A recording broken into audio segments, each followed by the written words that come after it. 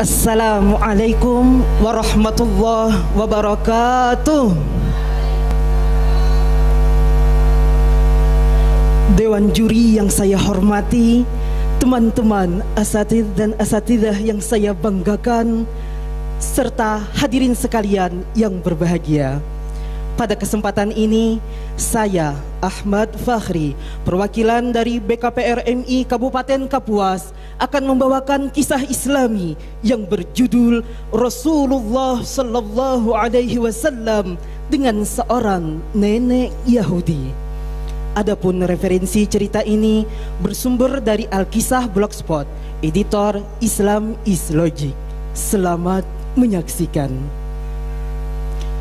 Dalam kisah kehidupan Rasulullah Sallallahu Alaihi Wasallam, beliau dikenal sebagai seorang yang pemurah, penuh kasih dan sayang, serta pemaaf. Tidak terhitung banyaknya cacian, makian dan hinaan yang diterima oleh Rasulullah dalam berdakwah. Namun semuanya beliau hadapi dengan penuh kesabaran hati.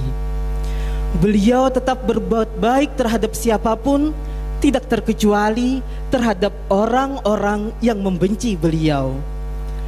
Salah seorang yang membenci baginda Rasul Sallallahu Alaihi Wasallam adalah seorang nenek Yahudi, yang mana setiap kali Rasulullah ingin pergi ke masjid, beliau selalu melewati rumah nenek tersebut.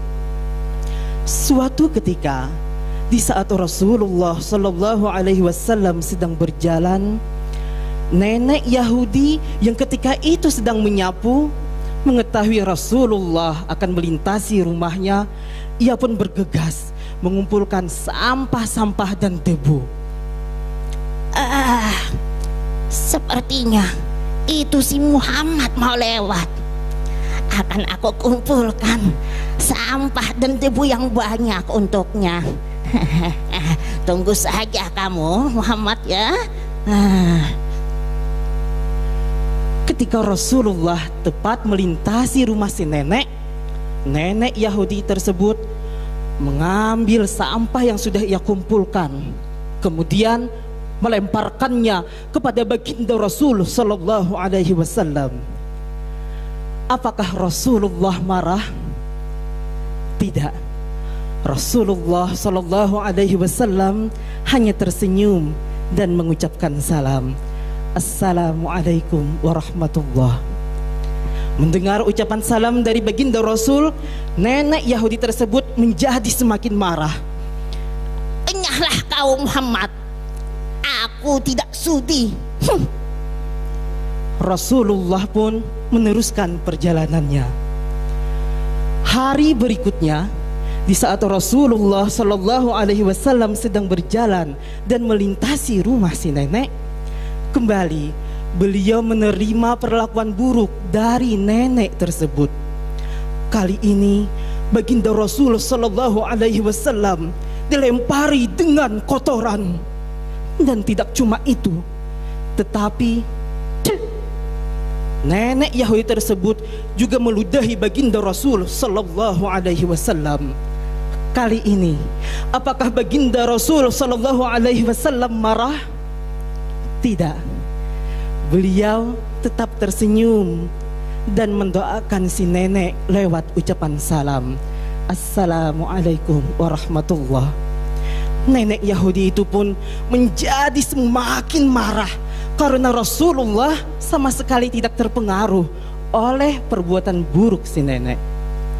Dan kejadian serupa terus terulang beberapa kali, hingga pada suatu hari, di saat Rasulullah Sallallahu Alaihi Wasallam berjalan dan melintasi rumah si nenek, beliau merasa ada hal yang berbeda dari biasanya, yakni nenek yang biasanya mencaci maki beliau, melempari sampah, debu, kotoran, bahkan meludahi beliau tidak ditemui di depan rumahnya.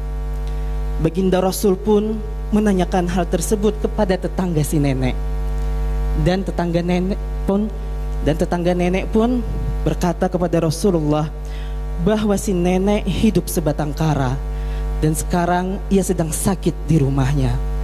Mengetahui hal tersebut, Rasulullah lantas berkunjung ke rumah nenek. Di rumah si nenek, beliau memasak, menyapu, dan menimba air untuk keperluan si nenek. Nenek Yahudi yang ketika itu sedang terbaring sakit, ia merasa penasaran, siapakah gerangan orang yang sudi membantunya dikala ia sedang sakit sekarang ini, sedangkan dia tak punya keluarga satu orang pun.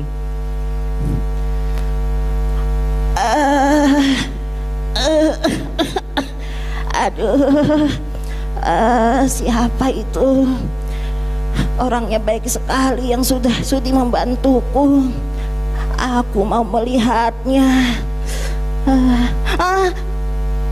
Betapa terkejutnya si nenek ketika mengetahui bahwa orang yang selama ini ia caci dan maki, yang selama ini ia lempari dengan sampah, debu, kotoran, bahkan ia ludahi, telah membantunya dikala ia sedang sakit.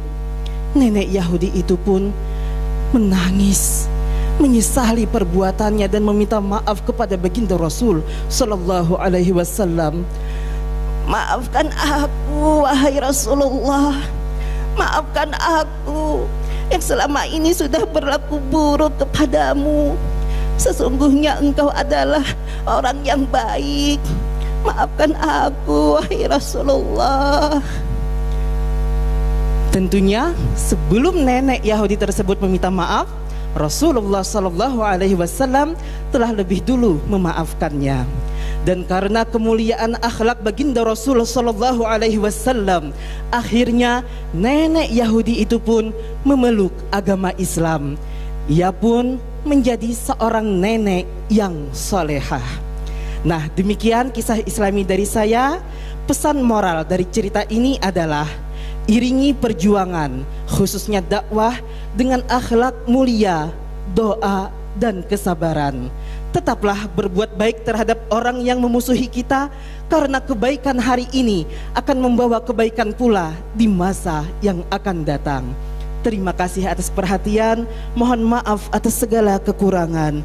Assalamualaikum warahmatullahi wabarakatuh.